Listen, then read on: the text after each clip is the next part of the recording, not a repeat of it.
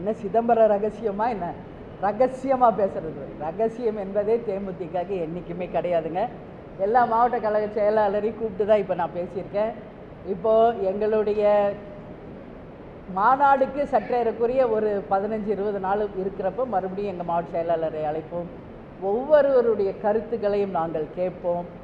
எல்லா கழக நிர்வாகிகள் எங்கள் மாவட்ட கழக ஏன்னா அந்த மாவட்டத்துக்கு ஹெட் இவங்க தான். அந்த மாவட்டத்தினுடைய பிரதிபலிப்பு தான் எங்கள் மாவட்ட செயலாளர் கலந்தாலோசிச்சு. இதில் எந்த ரகசியமெல்லாம் கிடையாது. தேமுதிகவின் ஒட்டுமொத்த நிலைப்பாடு என்ன, ஒட்டுமொத்தமாக தேமுதிக யாரோட கூட்டணி அமைக்கிறது என்று விரும்புகிறார்களோ அந்த கூட்டணி நிச்சயம் அமைப்போம். அதனால் ஒரு கூட்டணி முடிவானால் முதலில் அழைத்து தலைமை கழகம் அறிவிப்பது எங்கள் சகோதரர்களாகிய பத்திரிகையாளர்களாகிய உங்கள் முன்னாடி தான். அதனால் நீங்கள் அது எதுவுமே நீங்கள் கவலைப்பட வேணாம். உங்களை அழைச்சி நாங்கள் அறிவிச்சுட்டு தான் அடுத்த கட்ட நகருக்கே போவோம். நம்ம மாநாடுக்கு முன்னாடி கூட்டணி அமைஞ்சிட்டா அது நீங்கள் சொன்ன மாதிரி உங்ககிட்ட சொல்லிவிட்டு மாநாடு நடத்துவோம். இல்லை மாநாடு அன்றைக்கி தான் அறிவிக்க வேண்டிய ஒரு சுச்சுவேஷன் வந்தால் அன்றைக்கி அறிவிப்போம்.